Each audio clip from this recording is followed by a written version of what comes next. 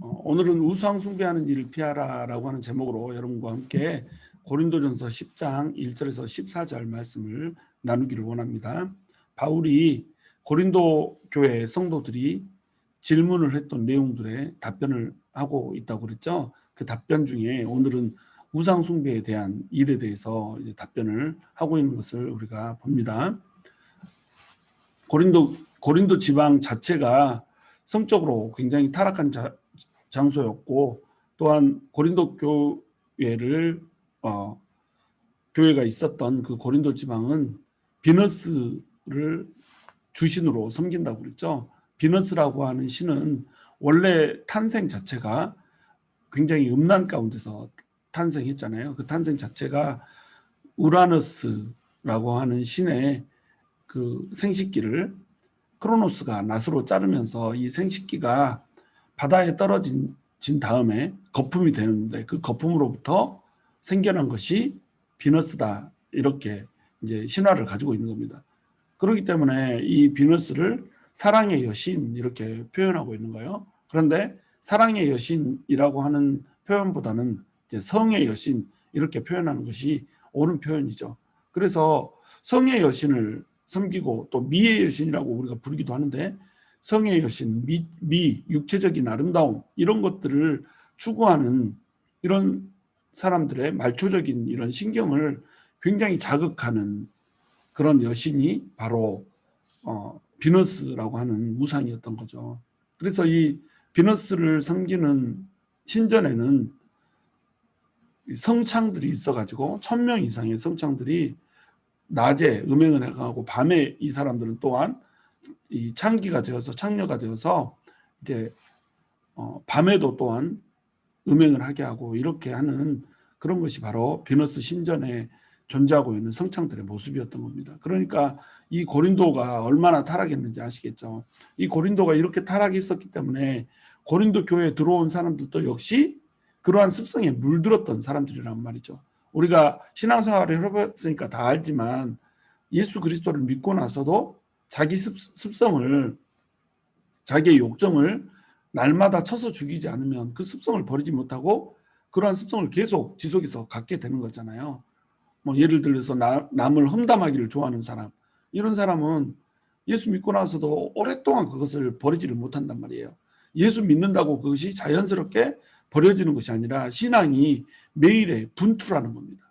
그러니까 날마다 나를 쳐서 내 육신을 죽이는 그 분투를 하지 않으면, 싸움을 하지 않으면 우리 속에 있는 우리의 약점, 우리가 습성으로 가져왔던 것들을 버릴 수가 없단 말이에요.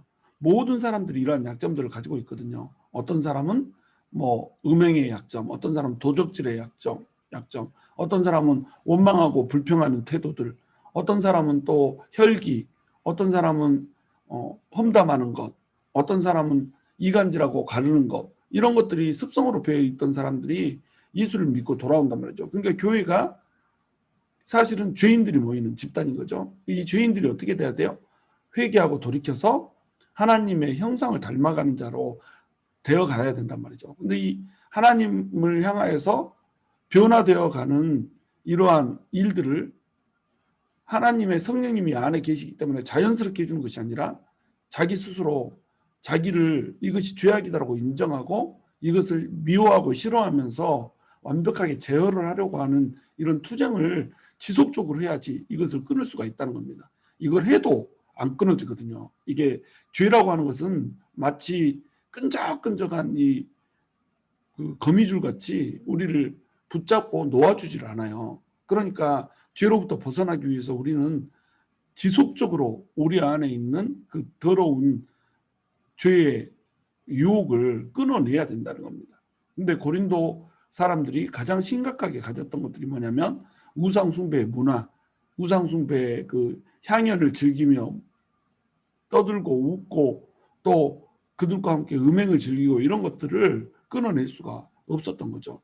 그런데 또한 이때 당시에 이 영지주의적 사조가 들어왔다고 그랬죠. 영지주의라고 하는 거짓 가르침이 들어와서 영혼과 육신은 분리되어 있는 것이기 때문에 육신으로 아무리 더러운 짓을 해도 영혼에는 영향을 미치지 않는다. 우리 영혼은 이미 구원받았기 때문에 마음대로 음행을 펼치고 마음대로 우상 숭배에 재물을 먹어도 우리는 문제될 것이 없다. 이런 식으로 생각하는 사조에 속아 넘어가 버렸던 겁니다. 그러니까 이 사람들은 음행을 행하면서 또 우상 숭배에 참여하면서 이렇게 살아가고 있는 거예요. 이것에 대해서 이제 사도 바울이 일침을 가하고 있는 겁니다. 형제들아, 나는 너희가 알지 못하기를 원하지 아니하노니 우리 조상들이 다 구름 아래 있고 바다 가운데로 지나며 모세에게 속하여 다 구름과 바다에서 세례를 받고, 이스라엘 백성들이 어떠한 존재들이었는지 정체성에 대해서 얘기를 해주고 있죠. 이 이스라엘 백성들이 가지고 있었던 정체성은 이제 지금 현재 크리스찬들이 가지고 있는 정체성으로 전환이 되고 있어요. 자, 자기 조상들, 다시 해서 바울의 조상인 이스라엘의 조상들에 대해서 얘기를 하고 있는 겁니다. 전부 다 구름 아래 있다. 바다 가운데로 지났다. 구름 아래 있다는 말은 하나님의 임재 가운데 있었단 말이죠. 하나님이 인도해 주셔서 애굽에서 이제 홍해 바다를 가르고 광야로 나왔던 겁니다. 근데 바다 가운데로 지나며 이것을 바울은 세례로 이제 해석을 하는 거예요. 모세에게 속하여 다 구름과 바다에서 세례를 받고, 자, 구름이 여기서 바다에서 세례를 받고 그러면 바다가 물이기 때문에 물로 세례를 받았다, 우리가 이렇게 이해할 수 있지만 왜 구름과 바다에서 세례를 받고 이렇게 얘기를 했을까요? 구름은 곧 하나님의 임재를 상징하는 겁니다. 하나님이 임재하셔서 바다를 지나가게 하면서 그 바다 속에서 하나님의 임재하심으로 세례를 베풀었다. 바로 이 얘기를 하고 있는 거예요. 세례를 받는다는 건 이거거든요. 세례는 그냥 우리가 물속으로 들어갔다 나왔다 하는 것을 의미하는 게 아니에요. 세례를 받는다라고 하는 것은 우리가 하나님의 임재 가운데서 세례를 받는 거라는 겁니다. 하나님의 임재는 우리에게 어떻게 임하는 건가요?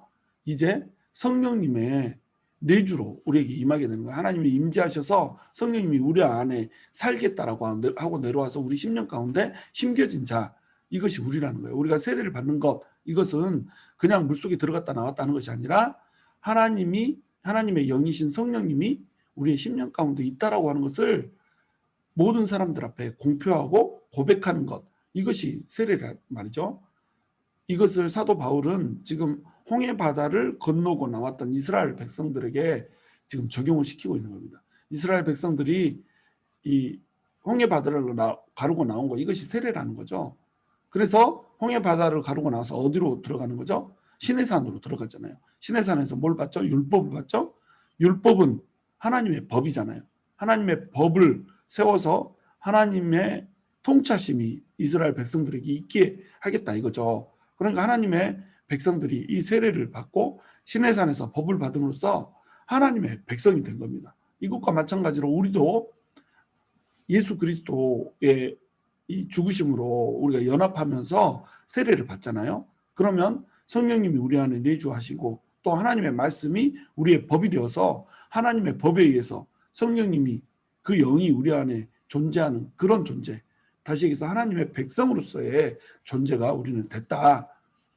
이것을 지금 얘기하고 있는 겁니다. 그런데 이스라엘 백성들이 하나님의 백성들이 돼가지고 어떤 복을 누렸어요? 다 같이 신령한 음식을 먹었어요. 만나를 얘기하는 거죠. 만나를 먹었죠. 그 다음에 다 같은 신령한 음료를 마셨어요. 이는 그들을 따르는 신령한 반석으로부터 마셨음에 그 반석은 곧 그리스도시라. 자, 물이 없다라고 원망하고 불평했어요. 그랬더니 모세가 반석을 지팡으로 때렸잖아요. 그러면 이 지팡이, 모세가 든 지팡이가 의미하는 건 뭘까요? 율법을 의미하는 겁니다. 모세 자체가 율법을 의미하는 거예요. 모세가 율법인데 그 율법이 반석이신 그리스도를 때렸단 말이죠. 율법의 정죄 때문에 모든 사람들의 죄를 지고 예수님께서 돌아가셨단 말이죠. 왜냐하면 죄의 싹은 사망이기 때문에 그것이 율법의 정죄란 말이에요. 죄를 지으면 죽는다. 이것이 율법의 법칙이죠. 그런데 이 죄를 누가 져버렸어요? 그리스도가 져버렸다는 거죠. 그러니까 그리스도가 그 율법을 지고 율법의 멍에를 지고 율법의 이 선포인 죄인은 죽는다라고 하는 그 선포를 지고 죽어버렸던 겁니다. 그래서 이 반석을 그리스도라고 표현하고 있는 거예요.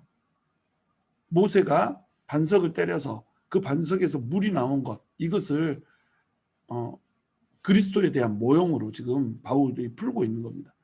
그래서 율법인 모세가 그리스도인 반석을 때리니까 그 반석 안에서 음료수가 나오잖아요. 마실 물이 나온단 말이죠. 그 마실 음료는 예수님의 피죠. 그러면서 동시에 예수님의 성령님을 의미하는 거죠. 생수가 성령님이니까 예수님의 피를 우리가 마시면 성령님이 우리 안에 들어오는 거죠. 그래서 신령한 음식인 만나도 생명을 주는 것이기 때문에 예수님을 상징하고, 신령한 음료는 예수님의 영이신 성령님을 상징하는 거고, 또 반석은 예수님을 상징하는 거라는 겁니다. 이 모든 것이 예수님을 의미한단 말이에요. 그래서 이 이스라엘의 백성들은 반석에서 나오는 물을 마시고 신령한 음식을 마시면서 하나님의 백성임을 그들이 누렸던 것처럼 우리 역시 예수 그리스도가 우리를 위해서 죽어주셨고, 그 예수 그리스도, 반석이신 예수 그리스도의 반석 위에 우리의 집을 세운 다음에 성령님을 마시고, 또한 하나님으로부터 나오는 신령한 음식인 말씀을 먹고 이렇게 살아가는 자들이란 말이죠. 그러니까 우리는 어떤 존재예요? 하나님의 백성으로서 하나님의 우리에게 주신 은사들, 은혜들을 마음껏 누리면서 사는 이런 존재들이란 말이죠. 그럼 이런 존재들에게는 이런 것들을 누릴 권리만 있는 걸까요? 아니죠. 하나님의 백성으로서의 의무가 있고 하나님의 백성으로서의 도리가 있는 겁니다. 5절, 그러나 그들의 다수를 하나님이 기뻐하지 아니하셨으므로 그들이 광야에서 멸망을 받았느니라. 그들이 하나님의 백성이 됐어요. 시내산에서 언약을 받았어요. 그런데 시내산에서 언약을 받고도 그들은 광야에서 멸망을 했단 말이죠. 그것도 대다수가 그렇게 됐단 말이에요. 다수가 멸망을 당했다는 겁니다. 왜냐하면 하나님이 기뻐하지 아니하셨거든요. 이 가데스 바네아 사건이라고 기억하시죠? 민수기 26장에 나오는데, 가데스 바네아에서 이제 가나안 땅으로 올라가려고 정탐꾼을 보냈는데 12명의 정탐꾼 중에 2명 갈렙과 여호수아만 그 땅으로 올라가자라고 얘기를 하고, 나머지는 그 땅에 거하고 있는 사람들이 장대한 것과 또 성읍이 크고 그들이 강대한 것, 이것을 보고는 못 올라가겠다고 하는 거예요. 그런데 대다수의 백성들이 어떻게 했죠? 2사람 갈렙과 여호수아의 말을 듣지 않고 그 불평하는, 안 좋은 얘기를 하는 10명의 사람들의 말을 들었단 말이죠. 그러면서 광야로 다시 회귀를 해버리잖아요. 가나안 약속의 땅으로 들어가지 못하고 광야에서 떠돌게 됐단 말이에요. 여기에서 전부 죽어버리잖아요. 그 당시에 20세 이상에 있었던 사람은 다 죽고, 가나안 땅에 들어간 사람은 갈렙과 여호수아 단 2사람이었단 말이죠. 나머지는 20세 이하의 그 당시에 어렸던 사람들만, 3세대만 가나안 땅으로 들어가는 것을 우리는 볼 수 있었단 말이죠. 그러니까 대다수가 다 죽어버린 겁니다. 그런데 이것을 바울은 뭐라고 얘기하냐면, 이러한 일은 우리의 본보기가 되어 우리로 하여금 그들이 악을 즐겨한 것 같이 즐겨하는 자가 되지 않게 하려 함이니, 이렇게 얘기하고 있어요. 그들이 했던 그 모습들은 우리의 본보기가 되게 하기 위해서 그 일들이 표상으로 주어졌다는 겁니다. 그렇기 때문에 구약에 있는 모든 사건들, 이 사건들은 현재 그리스도를 예표하고 그리스도를 믿는 성도들이 어떻게 살아야 되는가라고 하는 그 본보기를 제시하는 거란 말이에요. 근데 이 본보기는 이제 티프토라고 하는 헬라에서 왔어요. 헬라어를 번역한 말이에요. 티프토, 여러분 예상할 수 있겠죠. 뭔지. 타입이라는 뜻입니다. 타입. 영어의 타입, 이게 티프토에서 이제 온 거죠. 그럼 티프토는 원래 의미가 뭐냐면 타격을 가한 흔적이라는 거예요. 벽을 만약에 손으로 빵 쳤다 그러면 덴트가 생기잖아요. 그런 흔적을 얘기를 하는 겁니다. 그랬다가 이것이 나중에 형식이란 뜻도 되고 표상이란 뜻도 되고 모범이란 뜻도 되고 이런 식으로 된 거죠. 원래 의미인 타격을 가한 흔적이라고 하는 이 말이 굉장히 좀 다가오는 말이에요. 그죠? 악한 행동을 했는데 그 악한 행동이 하나님으로부터 벌을 받았단 말이에요. 징계를 받았단 말이에요. 그것을 마치 확 때려가지고 덴트가 생긴 것 같은 그런 모습이란 말이에요. 그걸 딱 보면은 어때요? 아, 우리도 저렇게 되겠구나 라고 하면서 이제 조심을 할 수가 있다는 겁니다. 이 본보기가 우리에게 필요하거든요. 근데 성경 전체가 본보기 투성이잖아요. 얼마나 많은 사람들이 악을 즐겨하다가 이 벌을 받아서 징계를 받아서 멸망했냐 이거죠. 그것들을 보면 우리는 그 덴트를 보고 타격을 가해서 생겨진 그 흔적을 보고 악으로부터 벗어나야 된다는 거죠. 근데 우리가 악을 벗어나지를 못해요. 그 본보기를 우리의 본보기로 삼지를 못하기 때문에 그들이 악을 즐겨한 것 같이 즐겨하는 자가 되지 않게 하려 함이니 이것이 하나님께서 본보기를 세운 목적이거든요. 악을 즐겨했다 이 말이 민수기에서는 어떻게 표현되냐면 악을 갈망했다라고 이렇게 표현돼요. 그들은 악을 갈망했어요. 악한 일을 하기를 목말라 했어요. 우리 인간이 다 그래요. 우리 인간은 본성적으로 악한 일을 하기를 갈망합니다. 목말라 합니다. 왜냐하면 짜릿하거든요. 쾌감이 있거든요. 하나님의 말씀대로 살려고 하면 별로 쾌감이 없어요. 내 육신을 쳐서 복종시켜야 되거든요. 하고 싶은 것, 내 속에서 생겨나는 욕구들 이런 것들의 싹을 잘라내야 되거든요. 고통스러워요. 그런데 악을 행하는 건 짜릿하거든요. 재밌거든요. 감각적이거든요. 그러니까 이것들을 한번 하면 더 하고 싶고 더 누리고 싶고 이렇게 갈망을 하게 된다는 겁니다. 이것을 바울은 즐겨한다라고 이제 표현을 하고 있죠. 우리가 악을 즐겨한다는 말이에요. 그런데 하나님께서 본보기를 세우셨어요. 이 본보기를 보면 우리는 악에 대한 즐겨하는 탐닉, 악에 대한 갈망 이것을 끊어내야 된다는 겁니다. 왜냐하면 악에는 반드시 타격이 가해지기 때문에 그렇다는 거예요.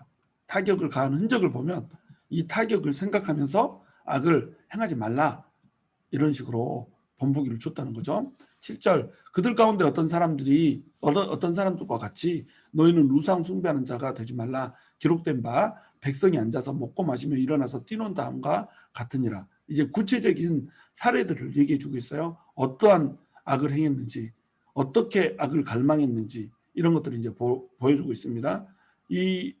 너희는 우상 숭배하는 자가 되지 말라 할 때 이 우상 숭배는 황금 송아지 사건을 얘기하죠. 출애굽기 32장이 나오는데 이스라엘 백성들이 홍해바다를 가르고 광야로 나왔어요. 그리고 시내산에 도착을 했습니다.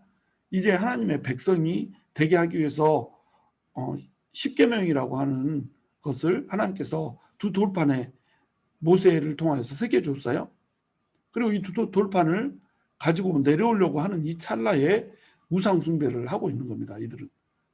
그래서 그 앞에서 먹고 마시고 일어나서 뛰놀고 있는 이런 모습을 보여주고 있는 거예요. 우상 숭배 후에 향연을 즐기고 있었던 거죠. 그런데 지금 고린도 교회에서도 어떻게 됐어요? 똑같이 이 우상 숭배의 향연을 즐기고 있는 거예요.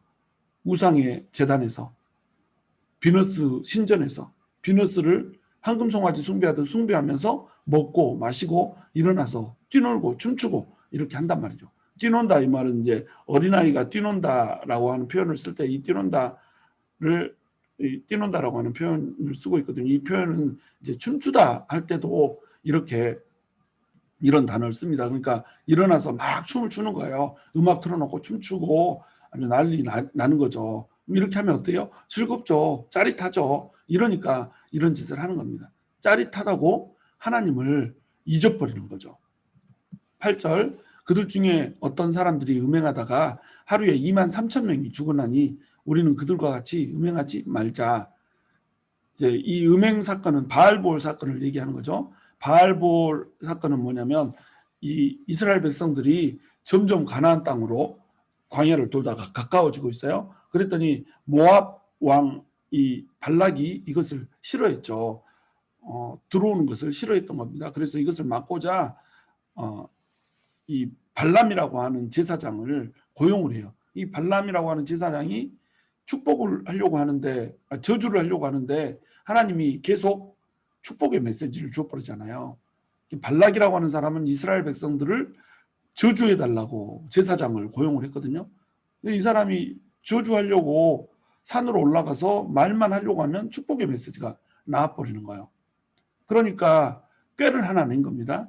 이 사람들은 이스라엘 백성들은 우리가 저주한다고 하나님이 저주하시는 분이 아니다. 봐라 내가 3번이나 시도했는데 축복하지 않냐. 이들을 멸망하게 하는 방법 하나님을 배신하게 하는 거다. 이렇게 해가지고 바알볼이라고 하는 우상을 섬기는 축제를 만듭니다. 이 축제에 미디안 여인들을 이제 고용을 해가지고 이 여인들과 같이 이 음행을 하게 만드는 거죠. 그래서 이스라엘 백성들이 광야를 계속 이렇게 떠돌고 뭐 짜릿한 경험이 없잖아요. 즐거움이 없는 그런 삶을 살았단 말이죠. 사람들은 막 죽어나 자빠지고 막 이러고 있는 그런 틈에 미디안 여자들은 막 이제 이 광야에서는 옷이 한 번도 해지지 않았다고 얘기하잖아요. 맨날 그 옷 입고 있는 이런 사람들, 이런 여인들만 보다가 미디안에 아주 화려하고 삐까뻔쩍하게 단장한 이런 여인들을 보니까 눈이 획 돈 거죠. 그래가지고 이들과 같이 음행을 한 겁니다.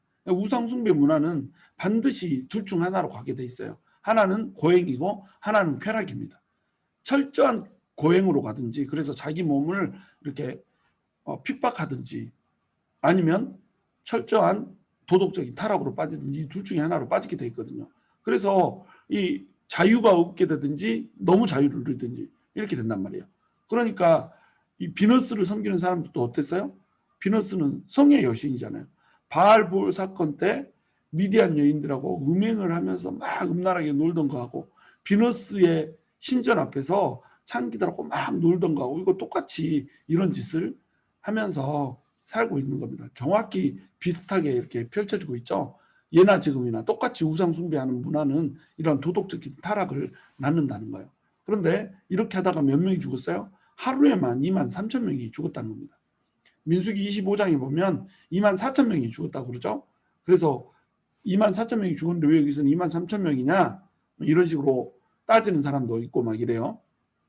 그래서 성경이 가짜다 막 이렇게 얘기하는 사람들인데, 이 사람들은 성경을 이 껍데기만 보는 거예요. 속 깊이 보지 못하기 때문에. 그래놓고 이제 아는 척 하는 거죠. 2만 4천, 2만 3천 틀리지 않냐, 성경은 구라다, 이렇게 얘기하는 거죠.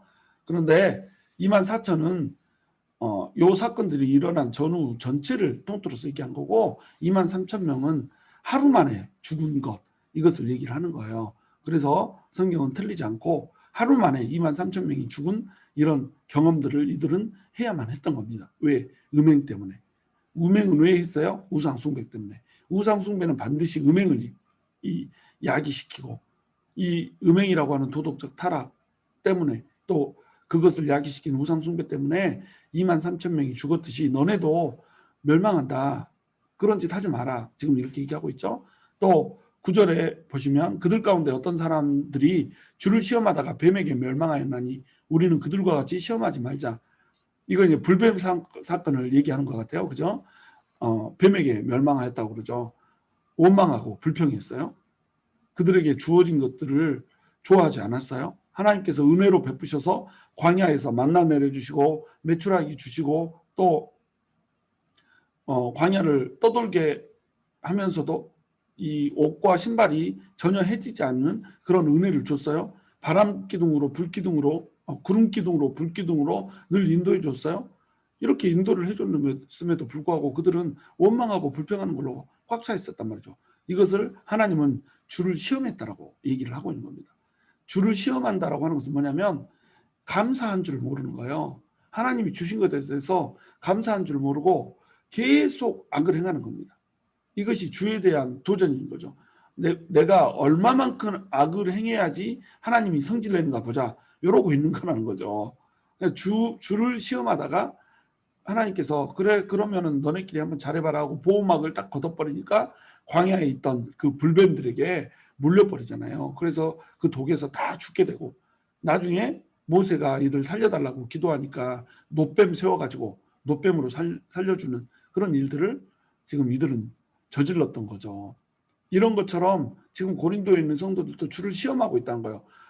아주 끝까지 가고 있다는 거죠. 갈 때까지 가고 있다는 거죠. 그래서 얼마까지 하나님이 참을 수 있는지 하나님의 인내심을 지금 테스트하고 있는 겁니다.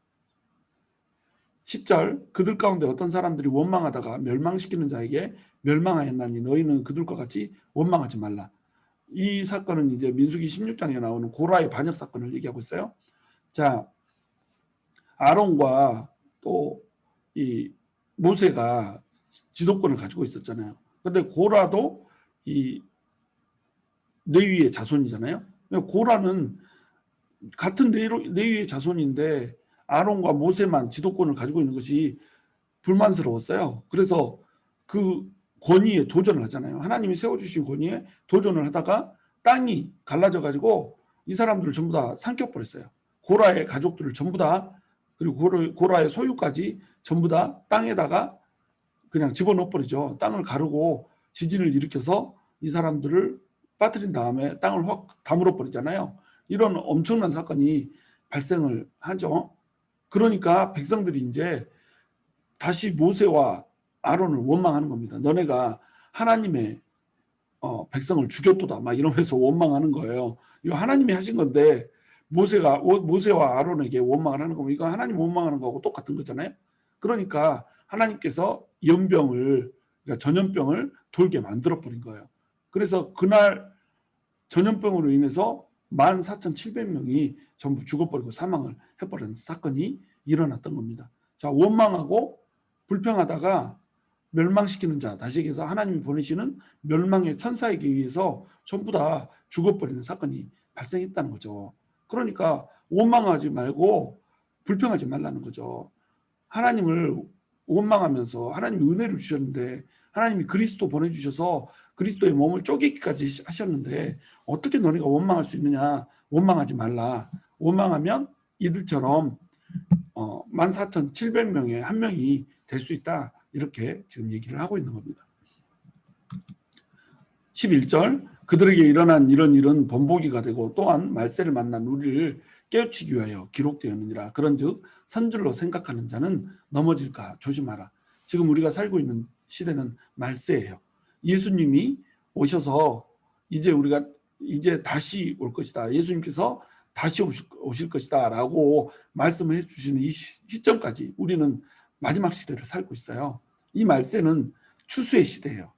많은 영혼들을 주님께로 되돌려야 되는 시대고, 또한 이 말세의 시대는 반역의 시대이기도 해요. 그래서 예수 그리스도를 믿는 사람들을 핍박하고 죽이고, 또 거짓 선지자가 나오고 적그리스도가 나와서 예수님 믿는 사람들을 넘어뜨리게 이렇게 만들려고 발악을 하는 이런 시점이에요. 우리 입장에서는 영혼들을 추수하는, 거둬들이는 이런 일들을 하기 위해서 달려나가야 되는 시점이고, 저들의 입장에서는 한 사람이라도 무너뜨리고 또 넘어지게 만들어야 되는 그런 상황이고, 그러니까 어떻게 돼요? 영적인 충돌이 일어나는 거죠. 지금은 전쟁의 시대예요. 그 전에도 물론 전쟁의 시대였지만 전쟁이 지금처럼 첨예한 때가 없다는 거죠. 그래서 부딪히는 거예요. 하나님의 성령님의 뜻에 따라서 살고자 하는 자와 그것을 무너뜨리고자 하는 악한 영들의 세력 가운데 엄청난 전쟁이 벌어지고 있단 말이죠. 그러니까 우리는 어떻게 해야 돼요? 정신 바짝 차리고 넘어지지 않게 조심을 해야 된다는 거죠. 고린도 교회 성도들은 자기들이 선줄로 생각했어요.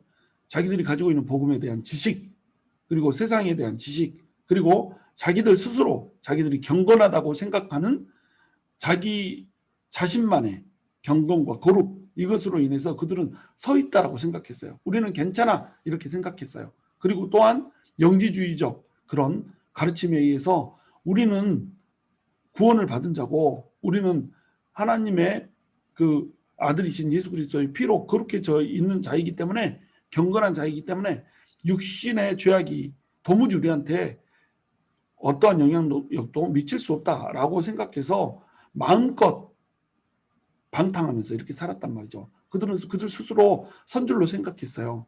그러니까 지금 넘어질까 조심하라는 얘기를 하고 있는 겁니다. 스스로 선줄로 생각하고 있기 때문에, 스스로 거룩하라고 생각하기 때문에 내 영혼이 이 구원을 받아서 육신의 어떤 죄도 나한테 영향을 미칠 수 없다라고 생각하고 있기 때문에 그들은 지금 넘어지고 있다라고 하는 거예요.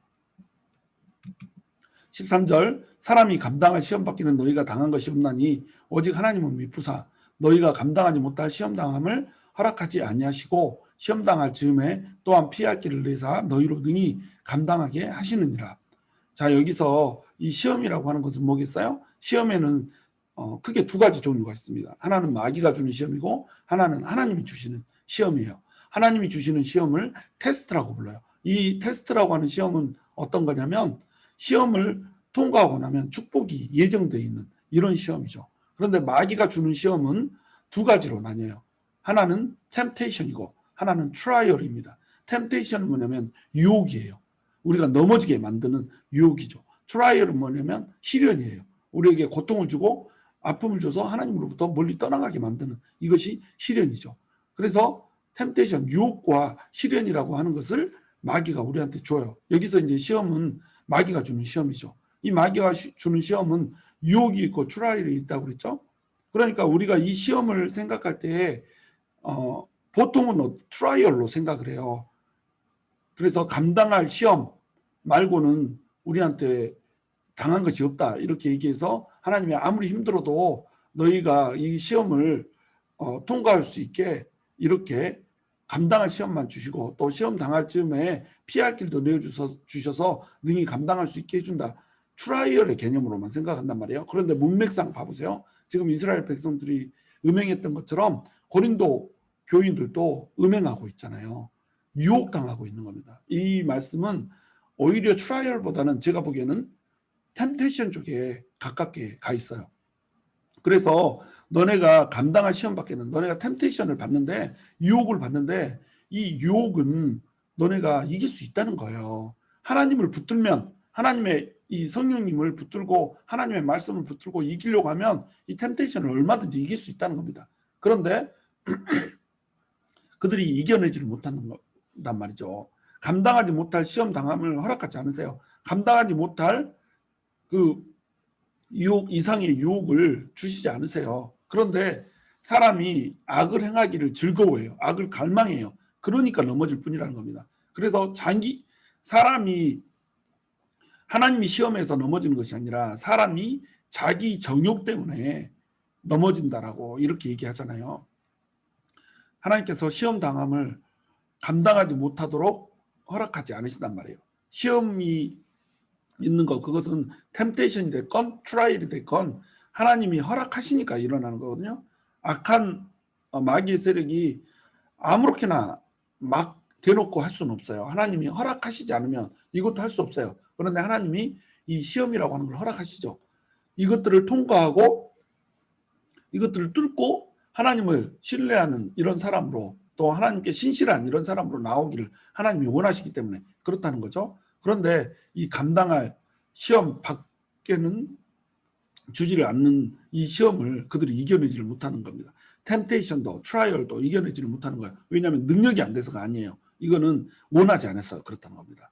아, 이거 싫거든요. 이렇게 유혹에 넘어가서 이거 한번 즐겨보고 싶거든요. 이래서 넘어간다는 거죠. 그런데 이걸 끊으려고 생각하면 얼마든지 우리는 끊을 수 있다는 거예요.